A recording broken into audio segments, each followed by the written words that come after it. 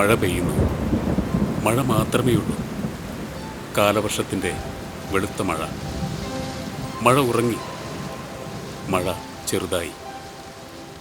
രവി ചാഞ്ഞു കിടന്നു. അയാൾ ചിരിച്ചു. അനാദിയായ മഴവെള്ളത്തിൻ്റെ സ്പർശം.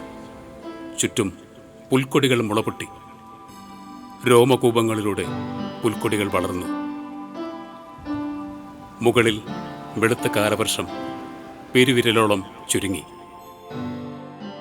ബസ് വരാനായി രവി കാത്തുകിടന്നു.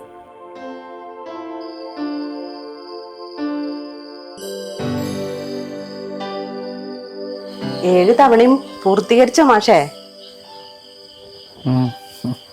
എന്നാൽ ഒരു നോവലൊക്കെ ഇത്രയും തവണ വായിക്കുമെന്നാ കുട്ടികൾ ചോദിക്കണേ.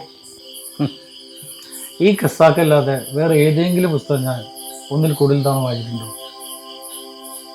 ഉണ്ട്, ആടുജീവിതം 2 തവണ. പക്ഷേ OV വിജയൻ സാറിൻ്റെ മാജിക്ക് അത് 7 ഇനിയും വായിക്കാൻ ഞാൻ തയ്യാറാണ്. 7 പ്രാവശ്യം ഒരാളത് വായിക്കുക. പപ്പ എത്ര തവണ അവിടെ പോയിട്ടുണ്ട് ഖസാക്കിൽ? ഇതുള്ള സ്ഥലമാണോ പപ്പ? പപ്പ പോയിട്ടുണ്ടോ? ശരിക്കും തസറാക്കാണ്. വിജയമാഷ അതിനെ ഖസാക്കാക്കി മാറ്റി. രവി, അള്ളാപ്പച്ചമല്ലാക്ക, കുപ്പുവച്ചൻ, അപ്പുക്കിളി, മൈമൂന, ഇതുപോലെ ഒരുപാട് സാങ്കല്പിക കഥാപാത്രങ്ങൾ ജീവിച്ച യഥാർത്ഥ ഗ്രാമമാണ് തസറാക്ക. അവിടെ ചെല്ലുമ്പോൾ നമുക്ക് അവരുടെ വർത്തമാനങ്ങൾ കേൾക്കാം. രഹിമാഷിൻ്റെ ഞാറ്റുപുരയും അള്ളാപ്പിച്ച മല്ലാക്കയുടെ പള്ളിയും അറബിക്കളവും കരിമ്പനകളും, ഇങ്ങനെ എന്തെല്ലാം കാഴ്ചകളാണ് തസറാക്കിലുള്ളതെന്നറിയും. എന്തേ കാണണോ നീങ്ക്?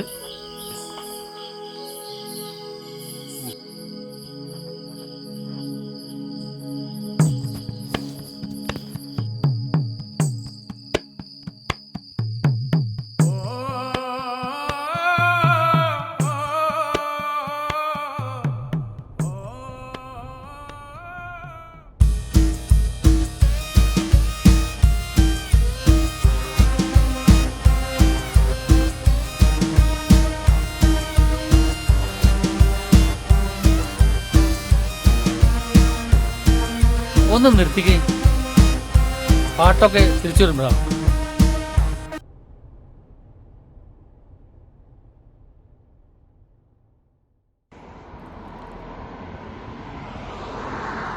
നിങ്ങൾക്കറിയോ, മലയാള സാഹിത്യ ലോകത്ത് ഒരു വിപ്ലവം തീർത്ത പുസ്തകമാണ് ഖസാക്കിൻ്റെ ഇതിഹാസം. അന്ന് വരെ ഉണ്ടായിരുന്ന സകല രചനാരീതികളെയും വെല്ലുവിളിച്ച, മാറ്റിമറിച്ച വല്ലാത്തൊരു എഴുത്തായിരുന്നു അത്. പലരും ആദ്യമൊക്കെ ഒന്ന് പകച്ചു, പിന്നെ രൂക്ഷമായി വിമർശിച്ചു. പക്ഷേ രസിച്ചവരായിരുന്നു അധികവും. വിജയൻ മാഷിൻ്റെ ഭാഷ കൊണ്ടുള്ള ഒരുതരം മാജിക്കായിരുന്നു ഖസാക്കിൻ്റെ ഇതിഹാസം. സത്യത്തിൽ ഇതിഹാസം തന്നെയാണ്. സങ്കല്പവും യാഥാർത്ഥ്യവും തിരിച്ചറിയാനാവാത്ത വിധം ഇഴചേർത്ത് ആരെയും ഭ്രമിപ്പിക്കുന്ന നോവൽ രംഗത്തെ ഇതിഹാസം.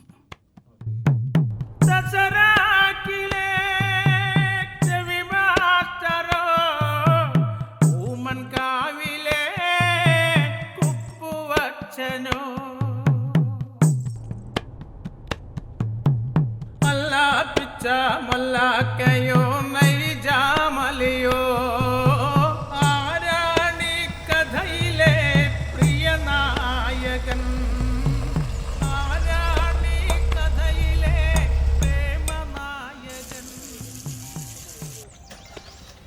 രാവിലെ മൊബൈലിൽ കുത്തിപ്പൊടിച്ച് അവിടെയും പിടി ഇരിക്കാണ്ട വല്ല പണിക്കും പോകണം.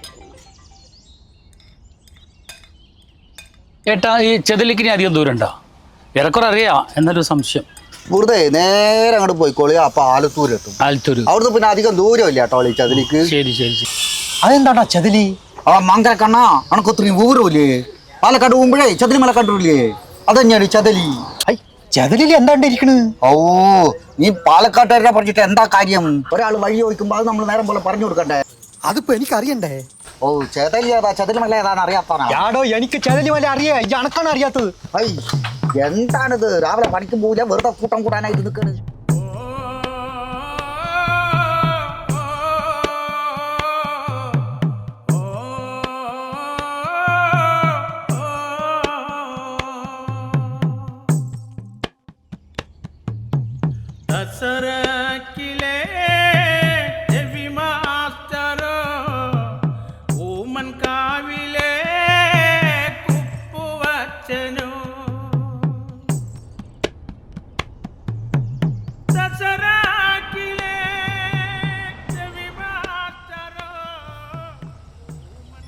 ഇവിടെ മുതലാണ് കഥാപശ്ചാത്തലം ശരിക്കും തുടങ്ങുന്നത്.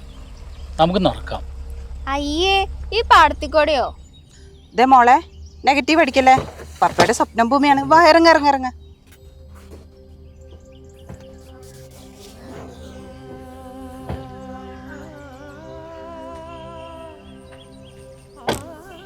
അപ്പോ ഇതാണ് ഇതിഹാസത്തിലെ ഗസാക്ക് അല്ലേ മാഷേ? അതെ അതെ, ഖസാക്കിന്റെ ഇതിഹാസം പോലെ ഭാഷയിലും പ്രമേയത്തിലും നിലവാരം പുലർത്തുന്ന ഒരു നോവലും ഇതുവരെ മലയാളത്തിലുണ്ടായിട്ടില്ല.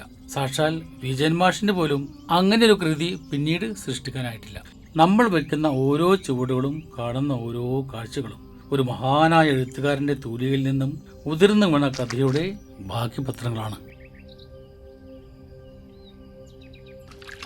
ഇതൊക്കെ ഒരു ഭാഗ്യ.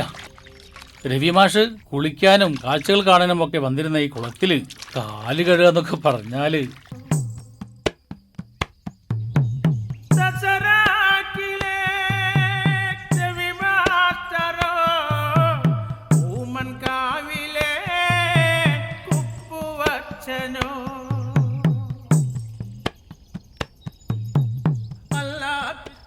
നിങ്ങൾ ഈ കണ്ടതൊന്നുമല്ല അത്ഭുതം, അതിന് കാണാൻ കിടക്കുന്നതേ ഉള്ളൂ.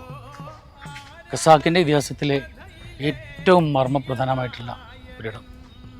വാ. കഥയിലെ പ്രേമനായകൻ.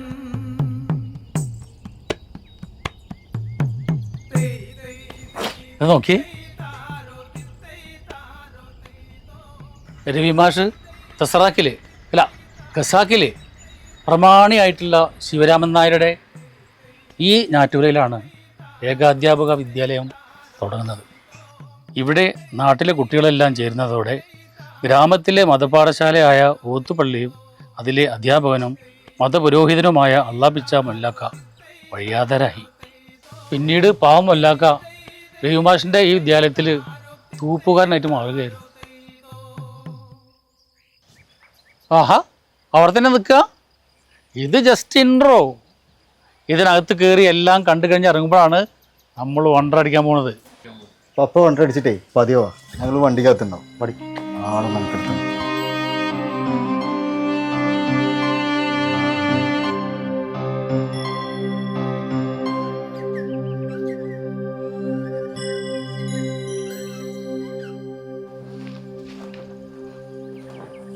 കുട്ടികളല്ലേ, പിന്നെ പുസ്തകം നമ്മളല്ലേ വായിച്ചിട്ടുള്ളൂ. മാഷ് വാ വാ.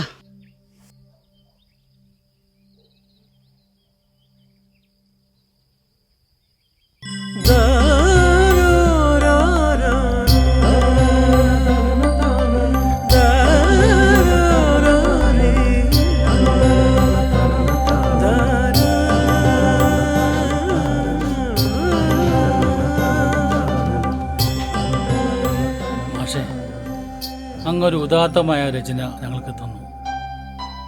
ഞങ്ങളത് നെഞ്ചോട് ചേർത്ത് വെച്ചു. പക്ഷേ ഇപ്പോഴത്തെ കുട്ടികളല്ലേ, അവരുടെ ലോകവും അവരുടെ ജീവിത രീതിയും വളരെ വ്യത്യസ്തമല്ലേ.